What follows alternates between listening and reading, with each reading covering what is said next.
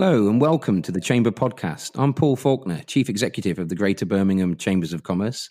And with several large-scale projects on the horizon in the region over the next few years, I'm delighted today to be joined by Scott Brown, Chief Exec of EiB Group, to discuss how SMEs can take advantage of the procurement opportunities that are here in the region and prepare themselves to bid for contracts, something that's going to be even more important going forward in the wake of the coronavirus situation. Scott, good to hear from you. How are you? I'm great, Paul, and it's nice to be with you today. Great. So, Scott, to kick us off, tell us a little bit about EiB and the work that the firm does. So EiB Group were established in 1992 and moved our base location 3 or 4 years ago to central Birmingham, which is where we now operate from. The company focuses on supporting clients to become market leaders in work winning and to secure contracts from public procurement.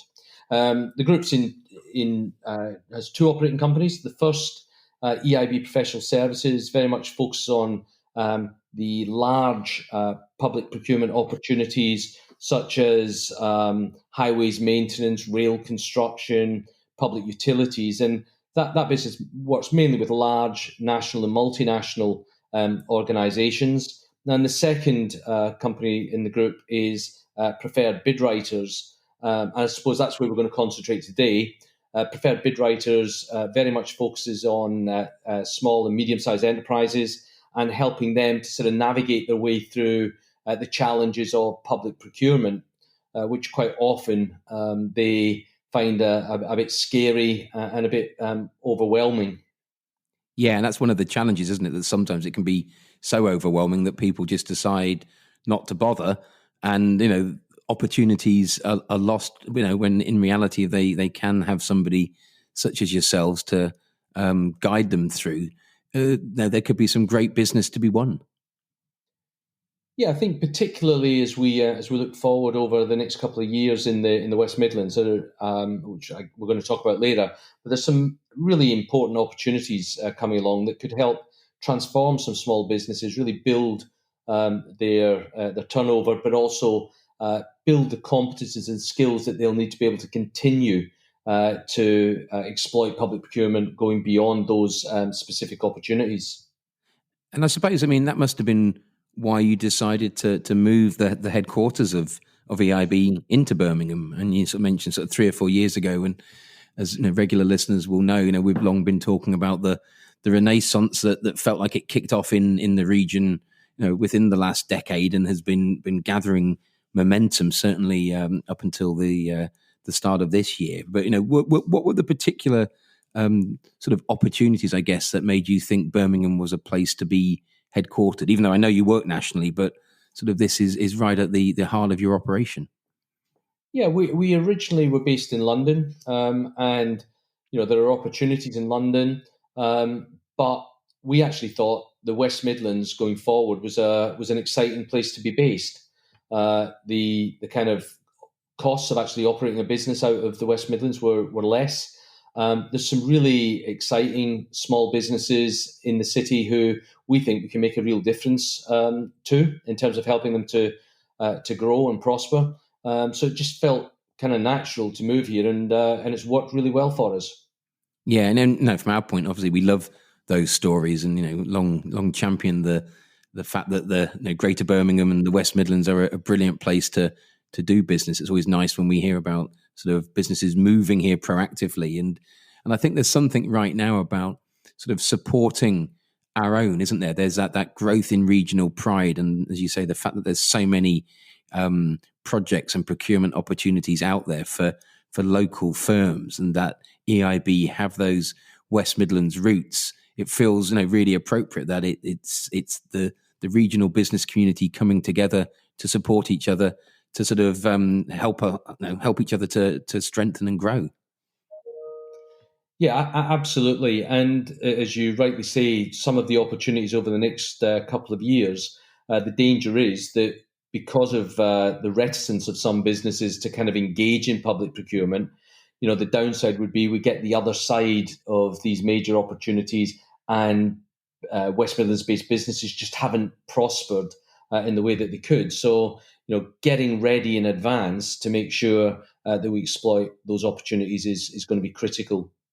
Yeah, so I mean, let's just talk about a couple of specifics. I mean, that certainly spring to my mind. I mean, maybe kick off. The Commonwealth Games is a brilliant opportunity for regional firms. I think that in Glasgow, the Glasgow Games in 2014, they state that about 75% of all contracts related to the delivery were secured by local firms, and then 4 years later, 2018, down in Australia in the Gold Coast, that number is actually about 84%. So, I know that those behind the games hope for that to be even higher in Birmingham 2022. So massive opportunity there for local businesses and SMEs, isn't it? Yeah, and almost set, as you say, as a specific aspiration for the Birmingham Games is to get as much income into the local economy through local SMEs. And when you look at the overall procurement that's going to go through the Commonwealth Games, we're looking at something in the region of £330 million of procurement. If we can keep that actually in the West Midlands, that's going to be to everybody's advantage. And with just over 2 years to go now to the games, the procurement is really ramping up as well. I mean, what would you say to a business who sort of would come to you and say, how do we get involved? How do we get a piece of that massive procurement? Well, I think the early piece of work that we all need to do is actually understand what it is going to be procured. And, for the games, there's a really wide range of opportunities for local businesses, whether that's facilities management, catering, security services, equipment, technology. Almost every business in Birmingham, the West Midlands, has an opportunity to actually benefit from the games, and especially the aspiration of the organisers to try and push as much of that procurement to local businesses. And I mean, what would be a good first step for a business who sort of want to find out more about the games? Well, to get onto the games portal, procurement portal, that's the route, if you like, to understanding exactly what's coming out, the timescales for it, and they're actually managing that in a really proactive way. So what they're doing is, in advance of the procurement, they're actually consulting the market. They're asking people for their views, and that's an excellent opportunity for local businesses to shape the procurement and to help make sure that what's coming out they're really understanding and able to respond to. So I think using the portal as the access point is pretty critical. So it's sort of that sense of be proactive. This isn't just going to come to you, is it? You've got to seek it out, engage. If they're looking for views and thoughts, then definitely be a part of that.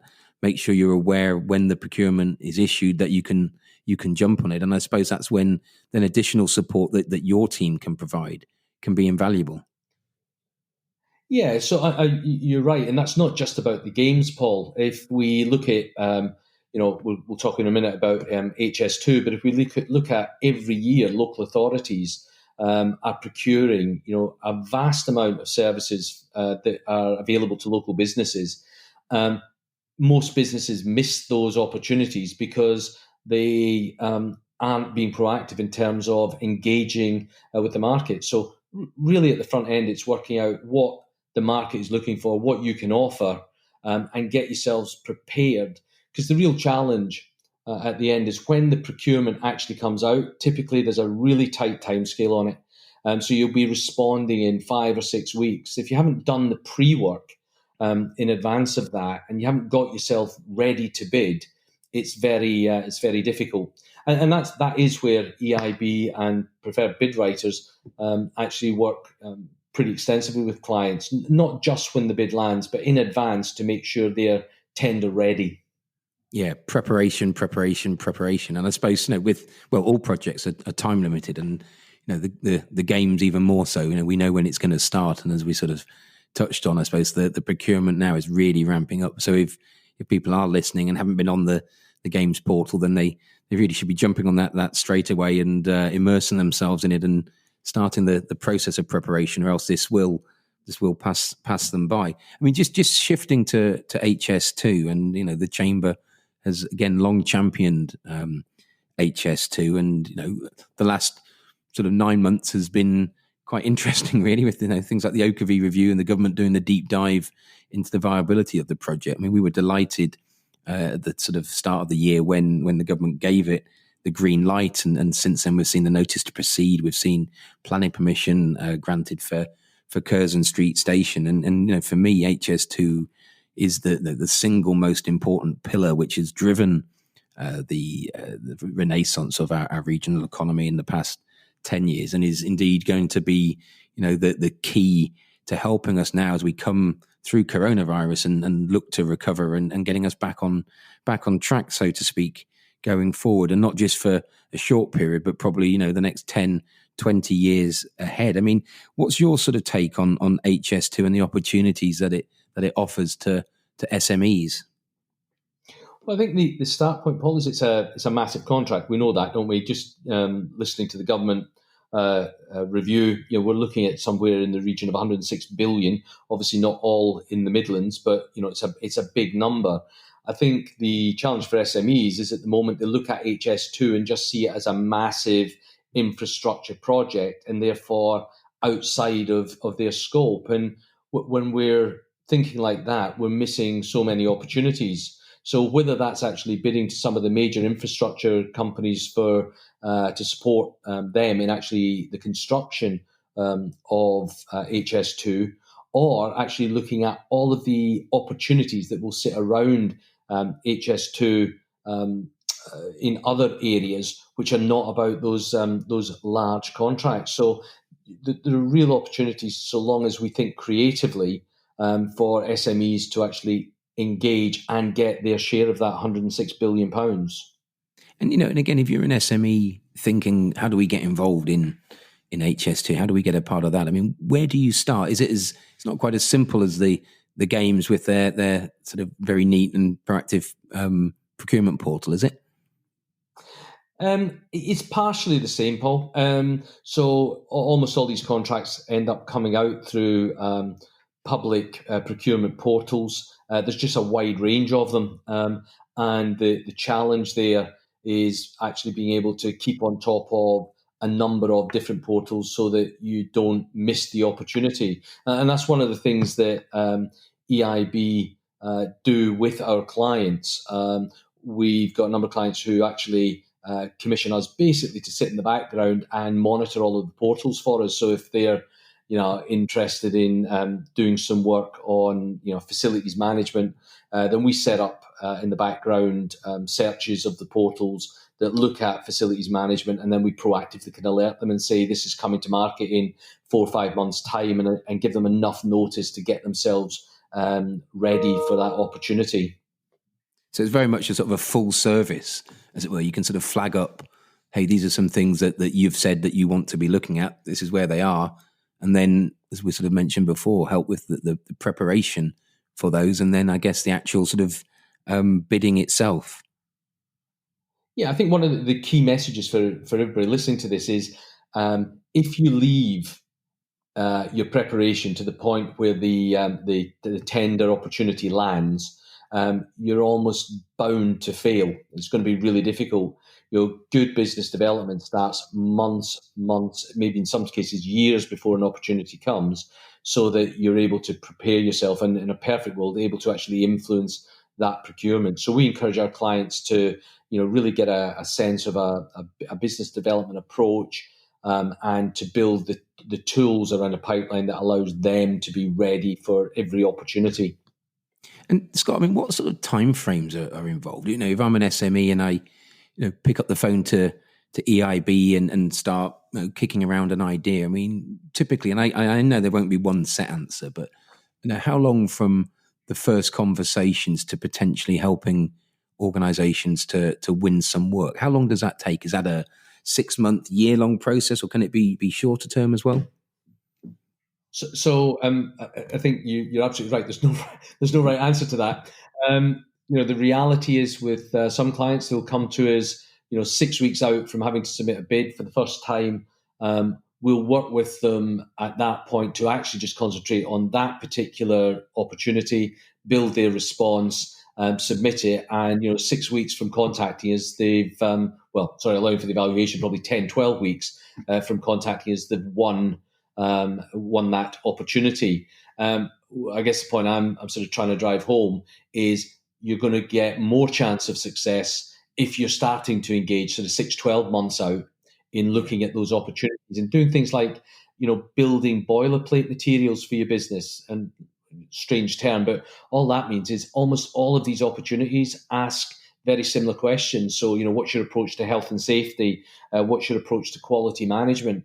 Much of that can be pre-prepared and written, so that when the opportunity comes in, actually all you're doing is tailoring 20% of your response. You can imagine in a tight timetable at the end, that really puts you in a much, much stronger position. So yes, you can do it quickly and just as the bid lands, but if you really want to optimize your success, you're going to start this process 6, 12 months out. Yeah, I think it was Gary Player, wasn't it, who said, the harder I work, the harder I prepare, the luckier I get. And it's true in golf and certainly sort of true in business as well. If you can prepare, then you're going to be in a better position. And I assume as well that one of the advantages that EiB bring is for some of those boilerplated sort of questions that you've got some good shape and sort of stock ways of addressing them, which can help businesses to make sure that they're going in the right direction. Yeah, it's basic things, Paul, like, you write less about what you do and why you're great, and you shape the responses to what the client is actually looking for, what's important to them. If social value in relation to the Commonwealth Games, for example, is being pushed as a really important thing for them, 10% of all of the scoring of tenders will be on social value. That's about talking about the client, their values, their culture, what they're looking to do impact-wise. So less of a, if you like, a traditional sales pitch and more of a positioning each company's offer and how that will actually support the client to actually deliver their objectives.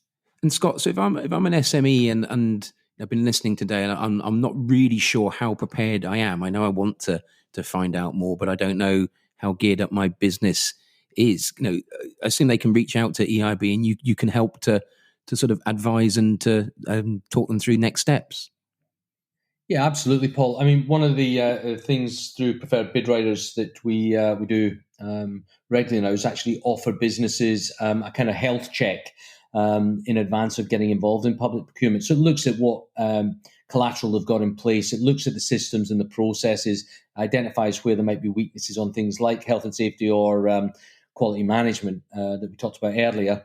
And we've tailored that in a number of different ways, from a questionnaire that the company can complete, a half-day kind of on-site health check or a one-day health check, and then that leads to a clear plan. And certainly one of the things we'd be more than happy to do for the Chamber and Chamber members is sort of provide that service at half our normal cost, just to make sure local businesses are really ready to exploit, the Commonwealth Games, HS2, and local authority contracts. So if any member wants that service and wants the reduced rate, we're more than happy to do that for them.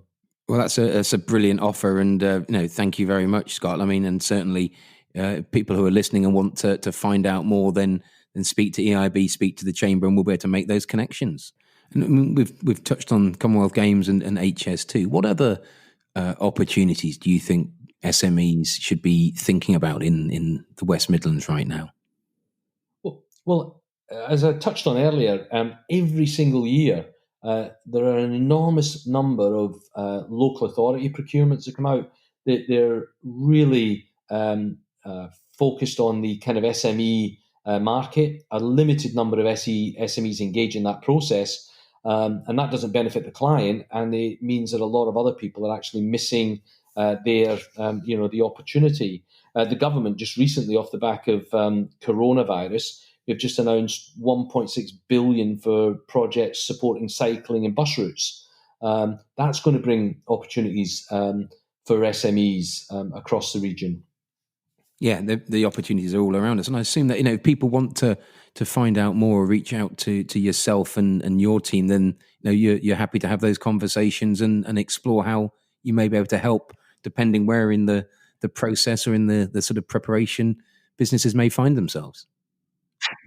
Yes, absolutely. That's the whole point of the offer, if you like, is to try and remove the kind of fear factor for these companies and actually encourage them to participate. At the end of the day, you can say, what's the key bit of advice? Well, for me, the key bit of advice is get ready in advance because there's very little time in the tender process.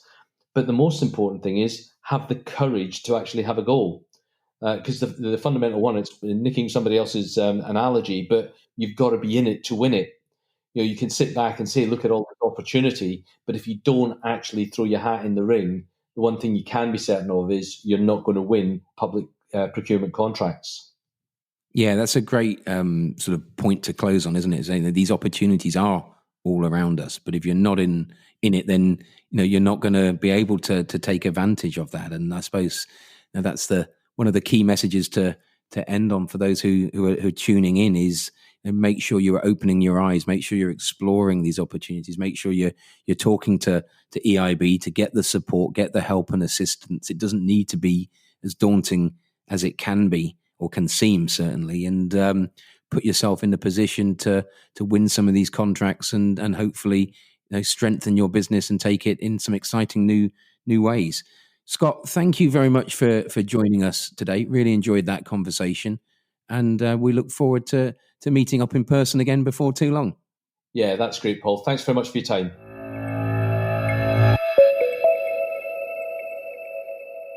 Thank you for listening to the Chamber Podcast. You can find more episodes on all major podcast platforms such as Apple Podcasts, Spotify, Deezer and Google Podcasts, as well as the latest news section of www.greaterbirminghamchambers.com.